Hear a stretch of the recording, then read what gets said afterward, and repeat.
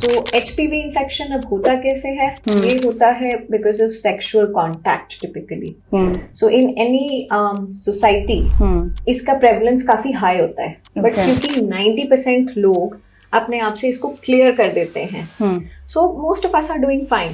हर किसी को इन्फेक्शन होता है और ठीक हो जाता है। लेकिन मीडिया में जिस तरीके की खबरें चली, HPV vaccination, human papilloma virus और HPV वैक्सीनेशन, HPV टीकाकरण, ह्यूमन पैपिलोमा वायरस और HPV वैक्सीनेशन, और कुछ और डॉक्टर्स हैं उनके मुताबिक कि HPV वैक्सीन आपको नहीं लगवानी चाहिए, फीमेल्स को नहीं लगवानी चाहिए, क्योंकि वो आगे चल के आपको कोई और इशू दे सकता है, इनफर्टिलिटी का इशू हो सकता है। आप इस बारे में क्या सोचते हैं? इट्स अ मिथ कि सर्वाइकल कैंसर वैक्सीन की वजह से इनफर्टिलिटी हो जाती है।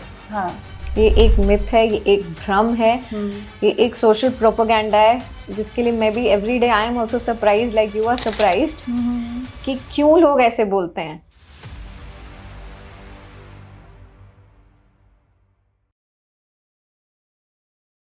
नमस्कार, आप देख रहे हैं नेशनल खबर का खास हेल्थ प्रोग्राम।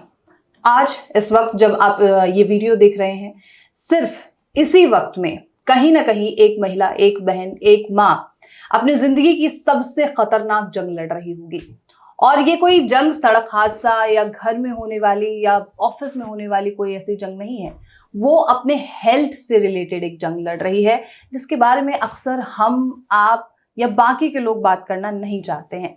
ये एक कैंसर है, सर्विक्स कैंसर, जिसको 100% रोका जा सकता है। सावधानी बरती जाए तो पूरी तरीके से जिंदगी बच सकती है, लेकिन 8 मिनट में एक महिला अपनी जान गंवा देती है। कोई माँ, कोई बेटी, कोई बहन किसी न किसी घर में इस दर्द से अपनी जान गंवा देती है, और हमें लगता है कि हो सकता है कोई और समस्या हो जिसकी वजह से ये दिक्कत आई हो। लेकिन आज के इस खास प्रोग्राम में हमारे लिए, आपके लिए ये जानना बेहद जरूरी है कि इससे कैसे रोका जाए, इसके लिए क्या सावधानियां बरती जाए। और अभी हम मौजूद हैं मैक्स हॉस्पिटल में, और आज हमारे साथ हमारी गेस्ट मौजूद हैं, गायनी ऑन्कोलॉजिस्ट हैं डॉक्टर कनिका बत्रा मोदी जी, जिन्हें 15 सालों से ज्यादा का अनुभव है। Welcome Kanika ji. Thank you so much, welcome to you.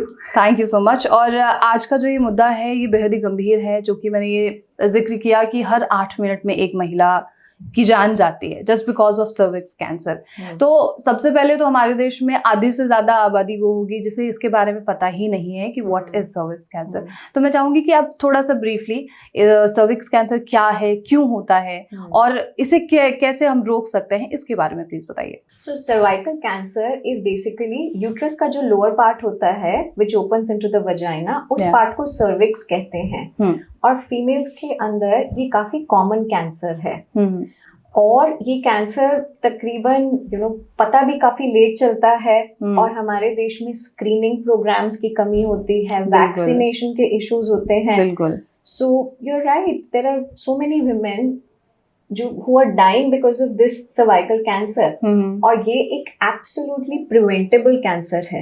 बहुत ही कम ऐसे कैंसर्स हैं जो हमें इस टाइप की 2-pronged अप्रोच देते हैं, screening also and vaccination also. Right. And ये एक ऐसा कैंसर है जिसके लिए हमारे पास दोनों चीजें मौजूद है, but despite that our incidence is still high.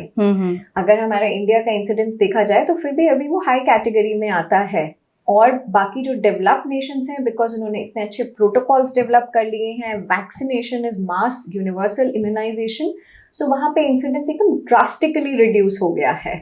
So it is our urge that we should eliminate cervical cancer from India as well. मैंने आपके तमाम जो बाकी के वीडियोस मैंने देखे हैं, आपने काफ़ी ज़्यादा सर्वाइकल कैंसर के बारे में जिक्र किया है, अपने वीडियोस में बताया है कि कैसे आप रोक सकते हैं।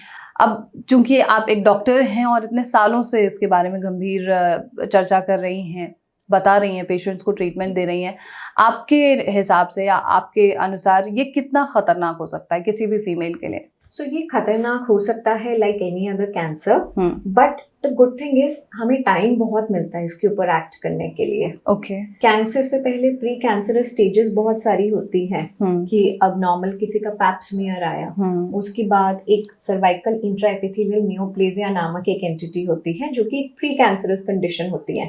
इसके भी 1, 2 and 3 स्टेजेस होती हैं। उसके बाद जाके वो कार्सिनोमा इन सिटू और फिर जाके कैंसर बनता है। तो HPV infection, HPV is basically human papilloma virus. Right. It is just like any other virus. Influenजा वायरस जैसे होता है वैसे ही ये भी एक वायरस होता है, पर ये जाकर के सर्विक्स और वजाइना में अटैच कर लेता है और इसके मल्टीपल स्ट्रेन्स होते हैं, जैसे फ्लू के स्ट्रेन्स होते हैं मल्टीपल, इसके भी बहुत सारे स्ट्रेन्स होते हैं। और ये क्योंकि काफी समय तक पड़ा रहता है और कुछ महिलाओं के अंदर 90% अपने आप से क्लियर कर देती है because of their immunity, but कुछ महिलाओं के अंदर जब ये परसिस्टेंट रहता है ये कुछ ऑन्कोजेनिक म्यूटेशंस कर देता है। उसका मतलब है कि प्री कैंसरस स्टेज में जाने के लिए कर देता है। ओके। एंड फिर वो sin 1, sin 2, sin 3, CIS, cancer. But during all of this, we have a period of about 10 years. Right. 10 to 12 years. अच्छा। So HPV infection अब होता कैसे है? ये होता है because of sexual contact typically. So in any society, इसका prevalence काफी high होता है. But क्योंकि 90% लोग अपने आप से इसको क्लियर कर देते हैं, so most of us are doing fine. हर किसी को इन्फेक्शन होता है और ठीक हो जाता है। ओके। मैंने हालिया एक खबर सुनी थी कि HPV वैक्सीन भी लगाई जा रही है फीमेल्स को, 14 साल से कम की लड़कियां या आई थिंक ज्यादा की लड़कियों के लिए HPV वैक्सीन हैं।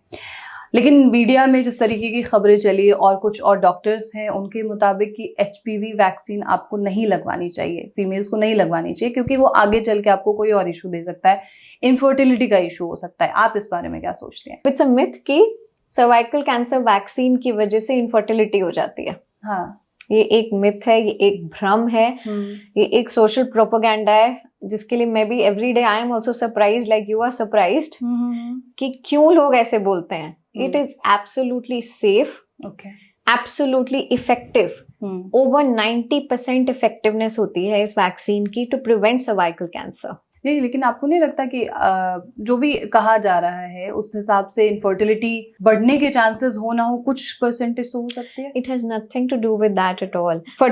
Your fertility is determined by your uterus and the ovaries. Okay. It has nothing to do with HPV infection in the cervix per se.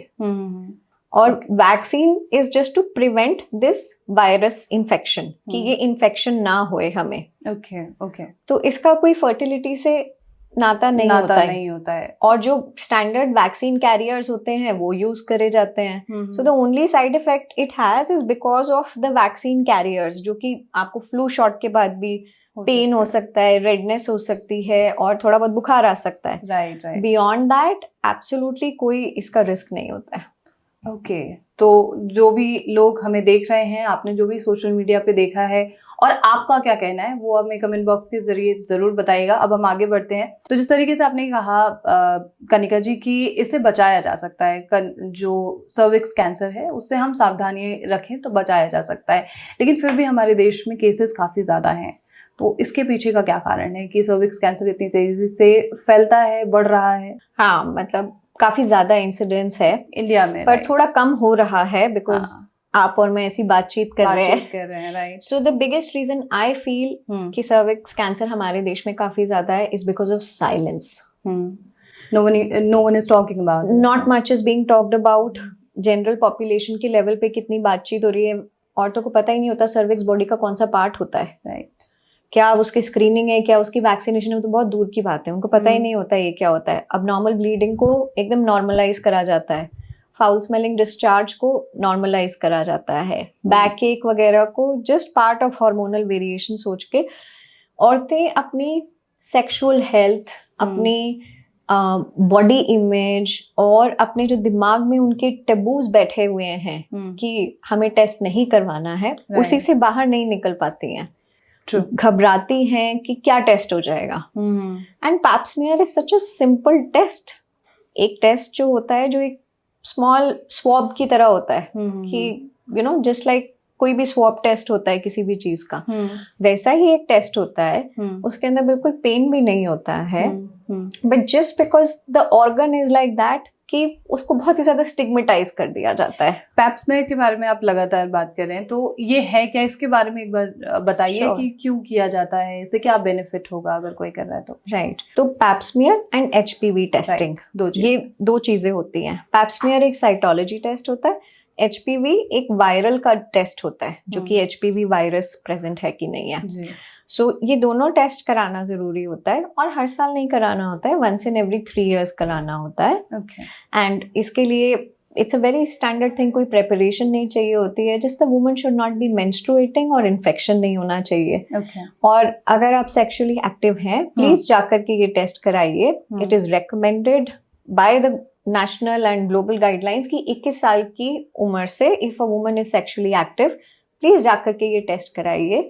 और 30 साल तक तो हम HPV टेस्टिंग करते ही नहीं है, 30 साल के बाद हम HPV टेस्टिंग शुरू करते हैं। ओके 30 बिकॉज वी अज्यूम कि जैसे इन्फेक्शन है, प्रेवलेंस है इतनी ज्यादा, अपने आप ठीक हो जाएगा, हम बॉदर ही नहीं करते हैं उस टाइम पे। ओके 30 साल के बाद we like to get HPV testing and every 3 years you keep getting it done till the age of 65. 65 तक होने जब तक आप हो रहे हैं तो हर 3 साल में एक बार कराइए, राइट? हाँ जी। एक कोई ऐसी बात जो सर्विक्स कैंसर के बारे में या सर्विक्स के बारे में हर महिला को पता होना चाहिए, वो कौन सी बात हो सकती है?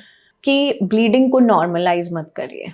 ये इसका सबसे कॉमन सिम्टम होता है and in fact the most common symptom is right after sex bleeding हो जाना, उसको हम पोस्ट कॉइटल ब्लीडिंग कहते हैं। उसको प्लीज इग्नोर मत करिए। अच्छा, Get लेकिन yourself अक्सर tasty. लोग इग्नोर कर देते हैं इस चीज को। एग्जैक्टली वो उसका your body is trying to say something to you, वो उसका पहला लक्षण है जिसको आप इग्नोर मत करिए। राइट मैं अब आपसे वार्निंग के बारे में, वार्निंग साइंस के बारे में ही पूछने वाली थी कि किस किस तरीके के सिम्टम्स दिखना शुरू हो जाते हैं अगर सर्विक्स कैंसर होने वाला हो आगे चल के। तो या सो ब्लीडिंग जैसे मैंने आपको बताया, पीरियड्स के बीच में ब्लीडिंग आना, पोस्ट कॉइटल ब्लीडिंग होना, पिंकिश डिस्चार्ज होना, फाउल स्मेलिंग डिस्चार्ज होना, not necessary it is cancer but it is important कि हम रूल आउट करें by going to a doctor, by going to your gynecologist and getting a basic checkup done.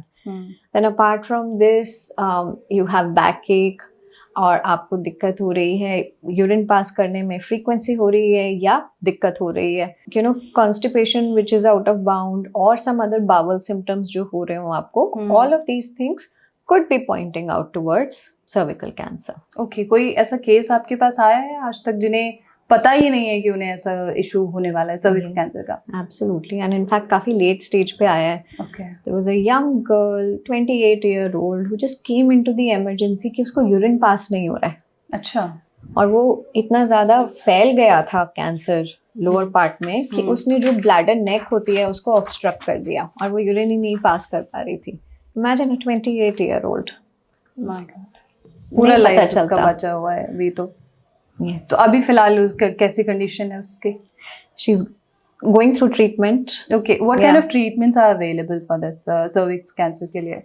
So multi-pronged treatment available होती है। अगर तो आपका pre invasive cancer आ जाता है उसके अलग प्रोसीजर्स होते हैं जिसके अंदर कि हम लीप बायोप्सी या कोन बायोप्सी कर सकते हैं जिससे कि महिला अपनी फर्टिलिटी भी प्रिजर्व कर सकती है।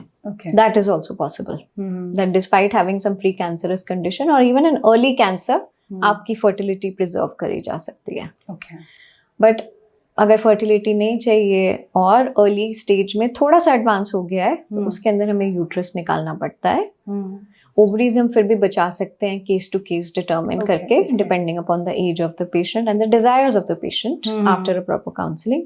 बट अगर स्टेज 2B के बियॉन्ड चला जाता है, स्टेज 2 के अंदर भी 2 पार्ट होते हैं, राइट तो हम लोग फिर यूजुअली कीमो रेडिएशन देते हैं।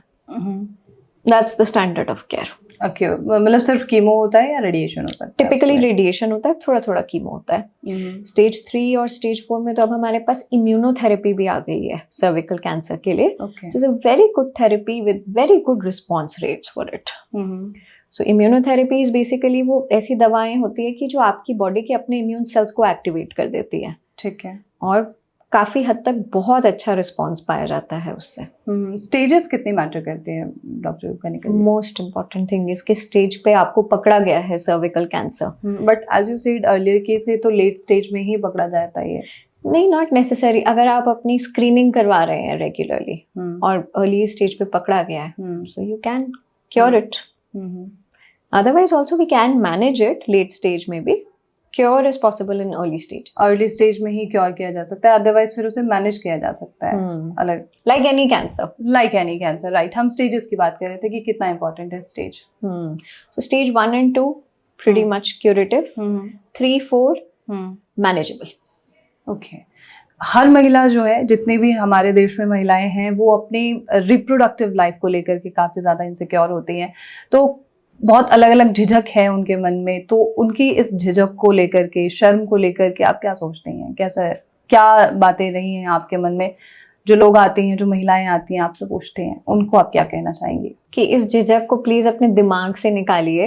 It is just another organ of your body, जिसके कैंसर को हम प्रिवेंट कर सकते हैं। And only when they show any positive sign of getting screened, of getting vaccinated, और उसके बारे में बात करेंगे, abnormal symptoms को हमें बताएंगे, तभी हम आगे कुछ कर पाएंगे। So we need their support in this. मैं आपको बता रही हूँ, obviously through your medium, so many women and men, we should actually talk about it in front of men also. It is very important because the whole society needs to know. इसमें हमें इसको कुछ stigmatise करने की जरूरत नहीं होती है। मेट्रोपॉलिटन सिटीज में तो फिर भी महिलाएं जो है अवेयर हैं काफी चीजों को लेकर के, लेकिन जब रूरल एरिया की बात आती है तो फीमेल्स को ज्यादातर तो पता ही नहीं है। तो उस तरीके के पेशेंट्स भी क्या आपके पास आए हैं अभी तक? बहुत आते हैं। Okay, we get a lot of rural patients also with advance cancers also. So हमारी भी लिमिटेशंस हो जाती है कि हम क्या कर पाते हैं। as I told you, manage around things. But yes, अगर वही महिलाएं हमारे पास थोड़ा जल्दी आ जाती, इग्नोर ना करती अपने सिम्टम्स को, तो हमें काफी बेटर हो जाता। आज के इस प्रोग्राम को, इस इंटरव्यू को देखने के बाद सबसे पहला काम क्या करना चाहिए किसी भी फीमेल को? जाके अपनी एक फ्रेंड को बताइए और एक पैप स्मीयर और HPV टेस्टिंग करवाइए। बिल्कुल सही है। क्या उम्र होनी चाहिए वैसे इसके लिए? So you should be sexually active over the age of 21 years. Okay, आप 21 साल के हैं, 21 साल से ऊपर हैं, आप सेक्सुअली एक्टिव हैं, तो आपको जरूर करना चाहिए। क्या आपका कोई मैसेज होगा कि हमारे तमाम व्यूअर्स के लिए प्लीज? सो सर्विकल कैंसर एक कॉमन कैंसर है महिलाओं के अंदर, और ये एक प्रिवेंटेबल कैंसर है। यदि आपको इसके कोई लक्षण भी हो रहे हैं, प्लीज अपने डॉक्टर को जाकर के दिखाइए रेगुलरली। हर 3 साल में एक बारी, ज्यादा नहीं है, एनुअली नहीं करना होता है, हर 3 साल में एक बारी जाकर के अपनी स्क्रीनिंग करवाइए with HPV and a Pap smear. ये आपकी अपनी रिस्पॉन्सिबिलिटी है। This onus you have to take and get the other women around you also to do the same thing. और इसके अलावा HPV वैक्सीन होती है, जो कि यंग गर्ल्स में हम लोग स्टार्ट करते हैं from the age of 11 years. It is there in our national immunisation programme also now, हमारे देश में है। और इसको यदि 15 साल से कम की उम्र होती है तो हमारा 2 डोजेस से काम चल जाता है, और 15 साल से ज़्यादा उम्र होती है तो 3 डोजेस की ज़रूरत पड़ती है। But even if you get 1 shot, it is better than not taking anything at all. ये एक प्रिवेंटेबल कैंसर है बाय टेकिंग दिस वैक्सीन। जैसे हमने वैक्सीन से कितनी सारी बीमारियों को ओवरकम किया है, let us accept this vaccine and just not believe in all those unnecessary propagandas जो चल रहे हैं on social media and in the society against this vaccine. I have nothing to do with this vaccine, but I want the population to benefit out of something that this vaccine has to offer. So yes, my message is very clear कि हमें बात करनी है इसके बारे में, और हमें अपने आप को सेफ रखना है by screening and vaccination. One last question, females की तो जिम्मेदारी है ही, कहीं ना कहीं हस्बैंड्स की, मेल जो हमारे फ्रेंड्स होते हैं, आसपास लोग हैं, उन लोगों की भी जिम्मेदारी होती है। तो जब कोई भी महिला, अब मैरिड ही है, कोई भी महिला जैसे सर्विक कैंसर डायग्नोस हुआ है, तो ऐसे कंडीशन में एक हस्बैंड को और इन लॉज को क्या, कैसे रिस्पॉन्स देना चाहिए? So you have to keep her very comfortable during all of this, और कुछ ज़्यादा जज करने की ज़रूरत नहीं है, इसमें उसकी कोई गलती नहीं है जिसको कैंसर हो गया है। And try to make her feel as normal as possible. This is what we also as doctors, clinicians try to do. इलाज करें और उस पर्टिकुलर पेशेंट को वापस सोसाइटी में जाएं, बिकॉज खाली इलाज करना is not our thing. We have to get them back to where they came from. So as a family we have to be very supportive during those delicate time, and पूरी family पे काफी burden आता है। We understand that the whole emotional upheaval is there. So yes, all of us have to work together and comfort each other in these distressing times. बिल्कुल सही है। Physically वो कमजोर नहीं है, इमोशनली भी कमजोर है, तो सपोर्ट करना भी जरूरी है। Yeah, exactly. Right. Thank you so much Kanika ji for this information, thank you so much. Thank you so much Pragya. और ये थी आज की पूरी जानकारी। और चूंकि ये कंडीशन काफ़ी ज़्यादा अभी धीरे धीरे ये प्रॉब्लम बढ़ रही है महिलाओं में, तो जागरूकता भी बढ़नी चाहिए। और हमारा हमेशा से ही यही कदम रहा है कि आप तमाम व्यूअर्स जो हमारे साथ जुड़े हैं सालों से, आप तक सही इन्फॉर्मेशन पहुँचे, चाहे जिस भी तरीके से पहुँचे। तो आपके मन में अगर कोई भी सवाल हो तो आप हमसे पूछ सकते हैं। और ऐसे तमाम जानकारी के लिए देखते रहिए नेशनल खबर।